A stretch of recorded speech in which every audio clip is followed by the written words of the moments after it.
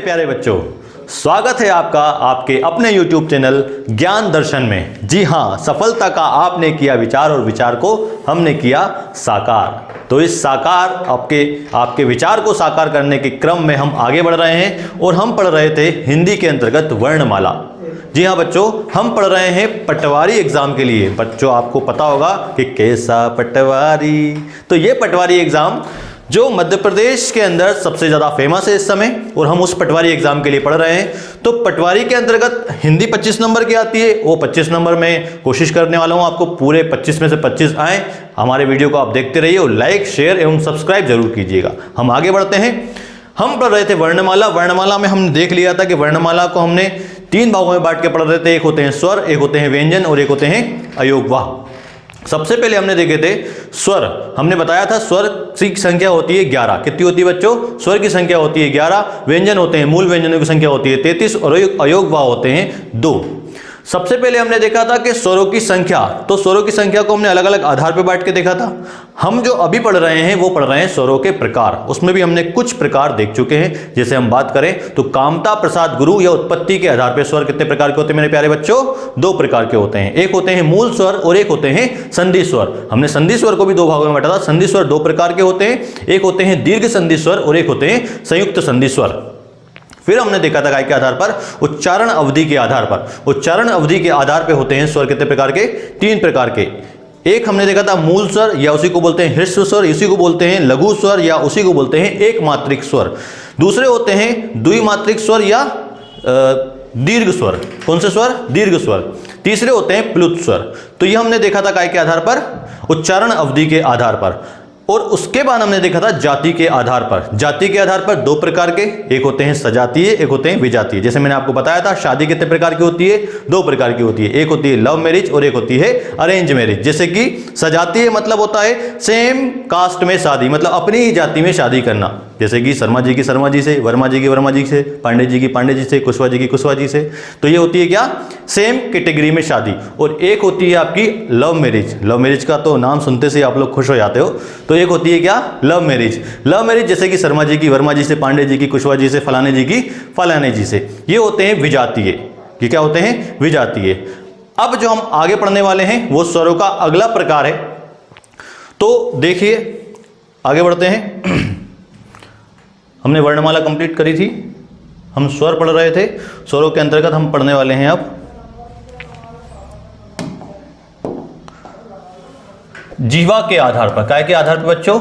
जीवा के आधार पर। जीवा के आधार पर मैंने बताया है आपको, जो हिंदी है हमारी भाषा है ये वैज्ञानिक भाषा है। कैसी बच्चों? वैज्ञानिक भाषा है। हम जो पढ़ने वाले हैं अभी काय के आधार पर? जीवा के आधार पर। जीवा मतलब होती है जो जीभ, जो काफी चलती है, आपने देखा होगा। तो जीवा के आधार पर स्वर होते हैं कितने प्रकार के बच्चों? 3 प्रकार के होते हैं। कितने प्रकार के होते हैं? 3 प्रकार के। ये देखिएगा, एक होते हैं आपके अग्रस्वर। एक क्या होते हैं? अग्रस्वर। एक होते हैं मध्य स्वर और एक होते हैं पश्च स्वर। अग्रस्वर, मध्य स्वर और पश्च स्वर। अग्रस्वर, मध्य स्वर और पश्च स्वर। देखिए मैं आपकी बनाता हूं यहां पे जीभ। ये होती है जीभ, आपने देखा होगा। यदि मैं इसको 3 भागों में काट देता हूं, ये आगे का भाग है, ये बीच का है और ये पीछे का भाग है। यदि मैं बात करूं ये कौन सा भाग है आपका? ये है अग्रस्वर। ये क्या है? मतलब जीभ के जब आपके इस वाले भाग, मतलब आगे वाले भाग पे असर पड़ेगा तो वो अग्रस्वर। जब जीभ के बीच वाले भाग पे असर पड़ेगा तो वो हो जाएगा आपका मध्य स्वर। और जब जीभ के पीछे वाले भाग पे असर पड़ेगा तो वो कहलाएंगे आपके पश्च स्वर। करना कुछ नहीं है, हमको बोल के देखना है, स्वरों को उच्चारण करना है। जैसे हमको जब भी हमको ऐसा लगेगा कि हमारे जीभ के आगे वाले भाग पे असर पड़ रहा है तो वो अग्रस्वर, बीच वाले भाग पे असर पड़ रहा है मध्य स्वर और पीछे वाले भाग पे असर पड़ रहा है तो वो पश्च स्वर कहलाएंगे। अगर आपसे ये नहीं होता है तो मेरे पास दूसरा तरीका है, पहले अपन ये करके देखते हैं। देखिएगा, यदि मैं बात करूं अग्रस्वर मतलब जीभ के आगे वाले भाग की, तो हम कुछ स्वर बोलते हैं। जैसे बोलिए आप ई। क्या बोला आपने? ई। तो ई का उच्चारण ऐसा लग रहा है कि आपके जीभ के आगे वाले भाग से हो रहा है ई या ई। मैं बात करूं ए, या आए, ए या आए, ये जीभ के आगे वाले भाग से। जैसे मैं बोलूं री,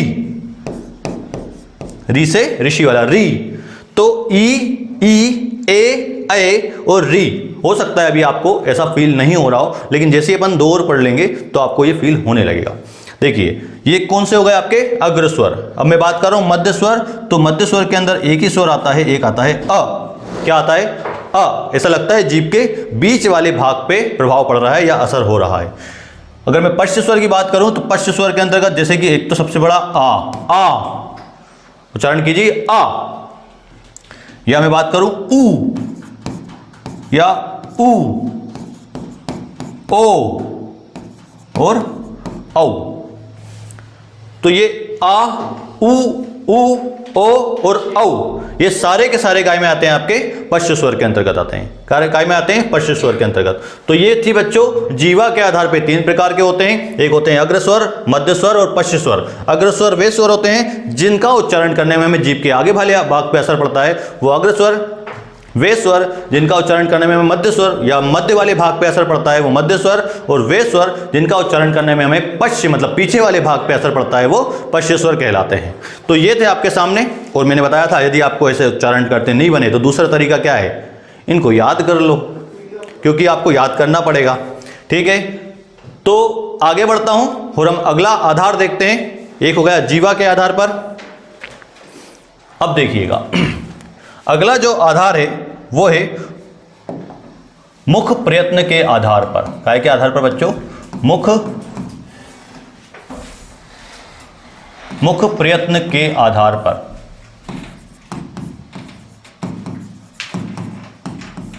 मुख प्रयत्न के आधार पर। मुख प्रयत्न देखिए, अच्छा मुख प्रयत्न जैसे कि हमको समझ में आ रहा है कि मुख क्या करने वाला है, प्रयत्न करने वाला है। और हमारा जो मुंह है क्या कर सकता है ज़्यादा से ज़्यादा, या तो खुल सकता है या तो बंद हो सकता है। क्या कर सकता है बच्चों? या तो खुलेगा या तो बंद होगा। देखिएगा तो इसके आधार पे होते हैं कितने प्रकार के? इसके आधार पे होते हैं 4 प्रकार के। कितने प्रकार के होते हैं बच्चों? 4 प्रकार के। एक होते हैं विवृत्त, एक होते हैं विवृत्त, एक होते हैं अर्धविवृत्त। विवृत्त, अर्धविवृत्त। एक होते हैं संवृत्त, एक होते हैं संवृत्त, एक होते हैं अर्धसंवृत्त, एक होते हैं अर्धसंवृत्त। विवृत्त, अर्धविवृत्त, संवृत्त, अर्धसंवृत्त, ये आपके सामने 4 हैं मुख प्रयत्न के आधार पे। अब देखिएगा मैंने बोला कि स्वर क्या कर सकते हैं या मुख क्या कर सकता है? सिर्फ प्रयत्न कर सकता है, या तो खुलेगा या तो बंद होगा। बिल्कुल सही सोच रहे हैं आप। ये होता है, देखिए विवृत्त मतलब होता है जब मुख पूरा खुलता है। क्या होता है बच्चों? जब मुख क्या होता है? पूरा खुलता है।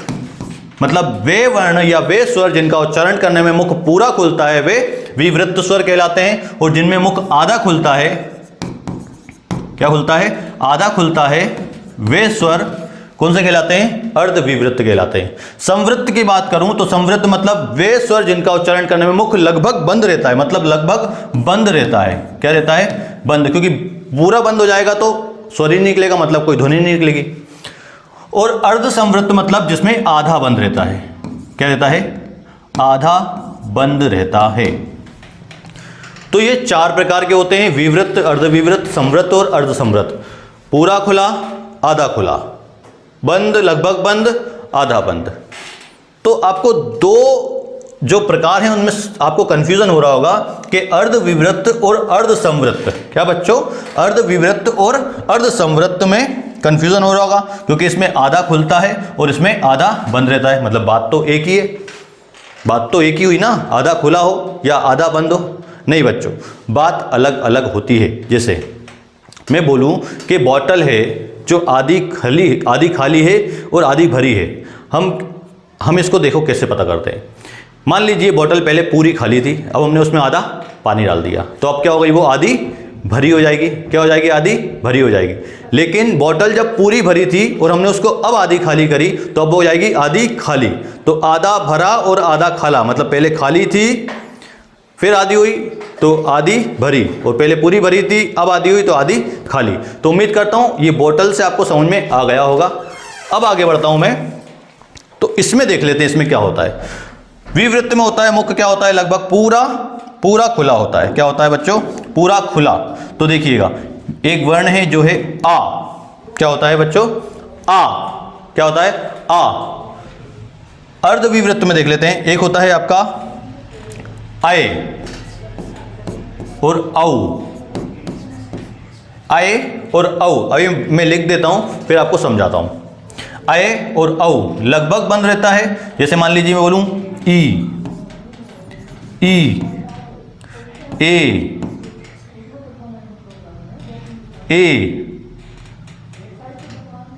एक सेकंड,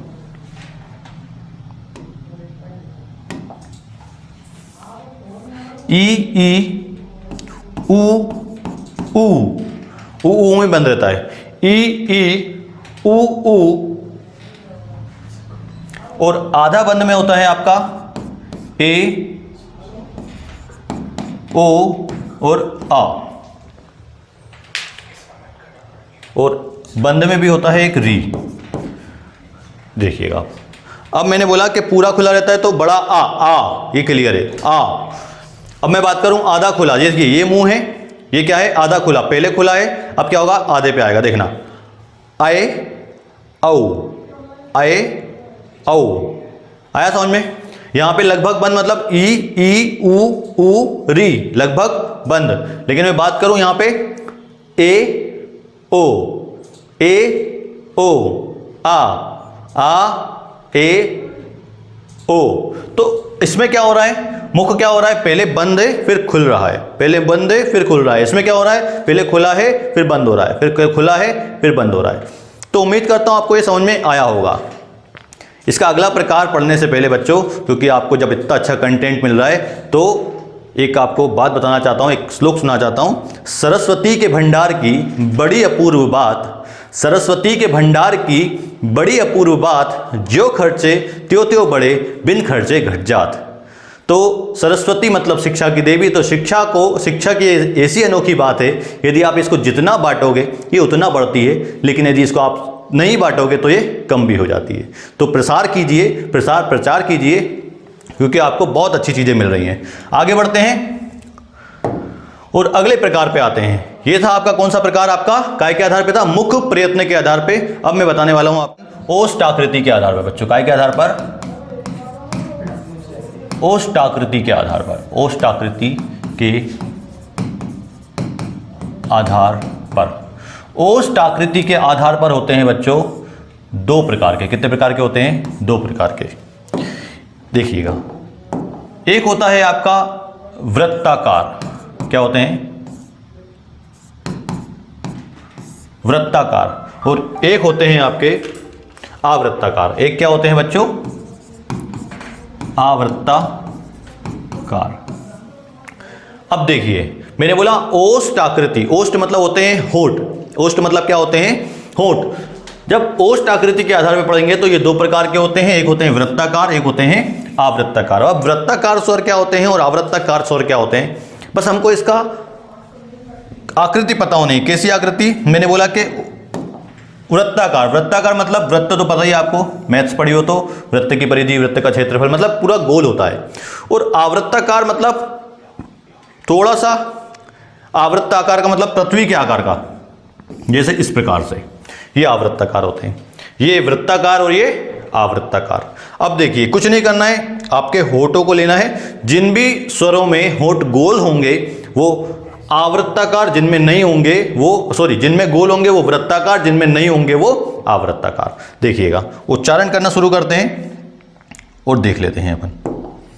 जैसे मैं बात करूं सबसे पहले वृत्ताकार में, ऊ, क्या, ऊ।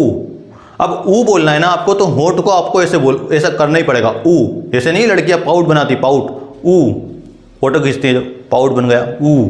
तो आपको ऊ ऐसे ही करना पड़ेगा। आप ऐसे मुंह खोलिए और ऊ बोलिए, नहीं बोल पाएंगे। करना पड़ेगा आपको, होठों को घुमाना ही पड़ेगा। क्या करना पड़ेगा, घुमाना ही पड़ेगा। तो ऊ और ऊ। अब बोलिए ओ, तो ओ के लिए भी क्या करना पड़ेगा आपको, होठों को घुमाना पड़ेगा। ओ, औ,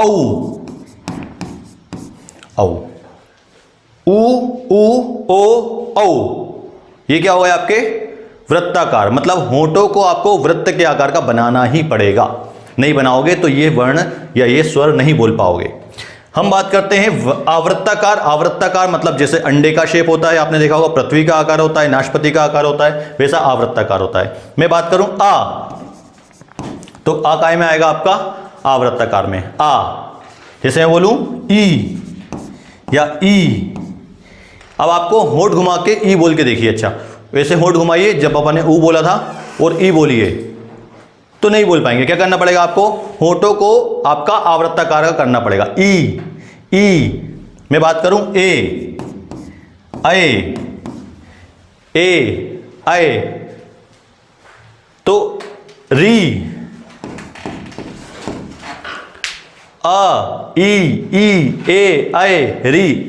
इन को उच्चारण करने के लिए आपको क्या करना पड़ेगा, आपके होठों को आवृत्त आकार का बनाना पड़ेगा, तभी आप ये स्वर बोल पाएंगे। आया समझ में? तो वृत्ताकार उ, ओ, औ और आवृत्ताकार अ, ई, ए और री। आया समझ में? आगे बढ़ते हैं, ओष्ठाकृति के आधार पे कंप्लीट होते हैं। और देखिएगा ये अगला और आखिरी आधार है स्वरों का, ये है स्पर्श के आधार पे। काय के आधार पे बच्चों? स्पर्श के आधार पर, स्पर्श के आधार पर स्वर, स्पर्श के आधार पे स्वर। अब देखिएगा मैंने बताया था जब भी हमारे मुख से कुछ भी ध्वनि निकलती है, कोई भी ध्वनि निकलती है, तो हमारे गले में कुछ क्या है, स्वर तंत्री हैं या वाक तंत्री हैं। देखिएगा मैं यहां पे बनाता हूं एक चित्र।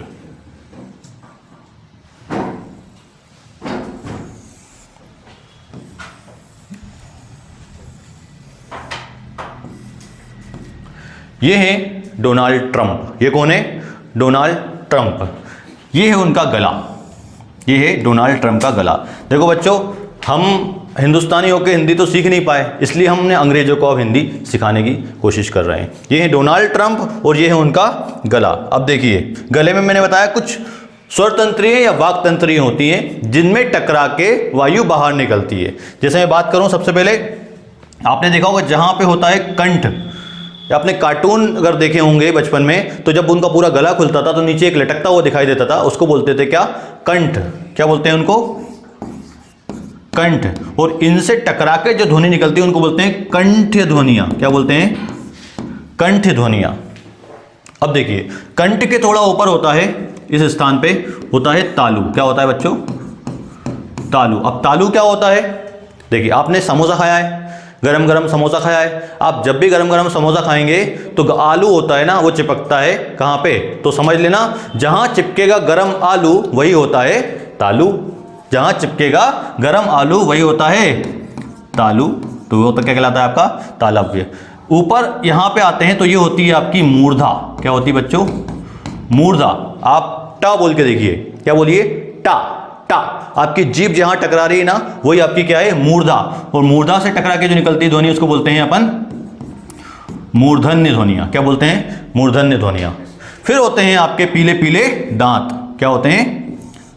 दांत। और दांत से टकरा के जो ध्वनि निकलती है उसे बोलते हैं दंत्य। क्या बोलते हैं? दंत्य। फिर होते हैं काले काले आपके होंठ। क्या होते हैं? ओष्ठ। और ओष्ठ से टकरा के जो निकलती है उसे बोलते हैं अपन ओष्ठ ध्वनियां। क्या बोलते हैं? ओष्ठ ध्वनियां। तो ये 5 स्वर तंत्रियां जो हमारे गले में है, कौन कौन सी हैं? कंठ, तालु, मूर्धा, दांत और ओष्ठ। आया समझ में? अब कुछ नहीं करना है, हमको स्वरों का उच्चारण करना है। हमको ऐसा लगे कि वो कंठ से बोली जा रही है या मूर्धा से बोली जा रही है या तालु से बोली जा रही है, तो बस वही क्या हो जाएगी? उसका प्रकार हो जाएगा। जैसे कि देखिएगा मैं बात करूं सबसे पहले आ और आ। क्या बोला? आ। तो आ कहां से बोली जा रही है आपकी? देखिए आ। ये हो गई आपकी कौन सी? कंठ ध्वनियां। क्या हो गई प्यारे प्यारे बच्चों? कंठ ध्वनियां। अब मैं बात करूं ई। ऐसा लग रहा है आपको कि तालु से टकरा रही है? ई। तो ई और ई क्या हो जाएगी आपकी? ई और ई तालव्य ध्वनि हो जाएगी। क्या हो जाएगी? तालव्य स्वर हो जाएंगे। मैं बात करूं री, जो री से ऋषि वाला होता है, री, तो री जैसी बोलते हैं ना, आपकी जो जीभ है ऐसा लगता है कि तालु को छूने वाली है, तो ये क्या निकलता है आपका? फिर री। उसकी बात करूं दांत, तो दांतों से कोई स्वर नहीं बोला जाता है, ये हम व्यंजन में काम आएगा। और ओष्ठ की बात करूं तो होता है आपका क्या? ऊ और ऊ। क्या होता है? ऊ और ऊ। तो ऊ और ऊ स्वर जो हैं वो काय की सहायता से बोले जाते हैं?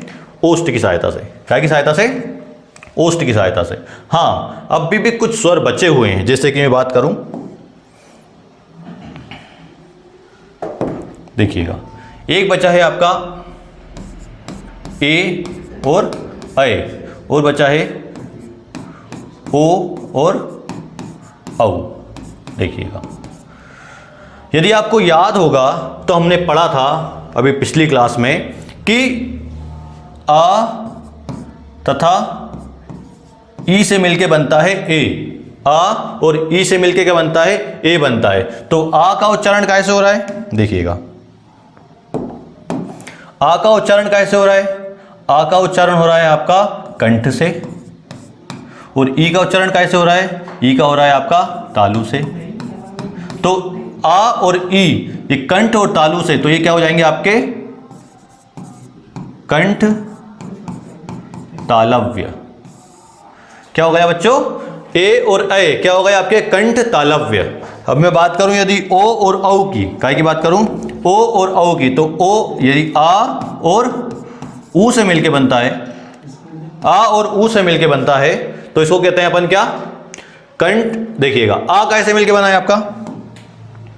आ कैसे मिलके बना है? ये बना है कंठ से। और ऊ कैसे मिलके बना है आपका? ओष्ठ से।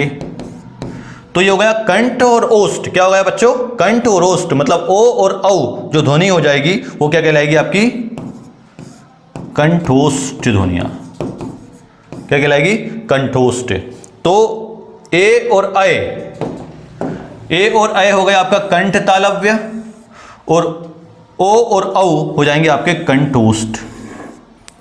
तो ये थे आपके स्पर्श के आधार पे। काय के आधार पे बच्चों? स्पर्श के आधार पे। तो उम्मीद करता हूं आपको समझ में आ गया होगा, है ना? क्योंकि अब हम स्वर को समाप्त कर रहे हैं। यहाँ पे स्वरों का अंत हो गया है। स्वर हमने प्रकार पढ़ लिए, स्वरों की संख्या पढ़ ली, स्वरों को हमने जान लिया, स्वर का प्रयोग कहाँ पे करते हैं। एक आखिरी बात जो स्वर के विषय में बताना चाहता हूं मैं, क्योंकि हम इसको अपन व्यंजन में और अच्छे से पढ़ेंगे। एक बात, जो मेन जो बात बता रहा हूं मैं आपको, वो ये है कि सारे स्वर, चाहो तो आप भी लिख लेना, सारे स्वर सघोष एवं अल्प प्राण। सारे स्वर क्या होते हैं? सारे स्वर सघोष एवं अल्प प्राण होते हैं। अब ये सघोष क्या होता है और अल्प प्राण क्या होता है, इसके विषय में आपको अगले वीडियो का इंतजार करना पड़ेगा। तो बने रहिए हमारे साथ और हमारे चैनल को लाइक, शेयर एवं सब्सक्राइब जरूर कीजिए, क्योंकि इस तरह के वीडियो आपको मिलते रहें। और बेल आइकन पर क्लिक कीजिएगा, क्योंकि हाँ, सफलता का आपने किया विचार, उस विचार को हमने किया साकार। और इस विचार को साकार करने के क्रम में हम अगले वीडियो में मिलते हैं। तब तक के लिए बच्चों नमस्कार, जय माता दी।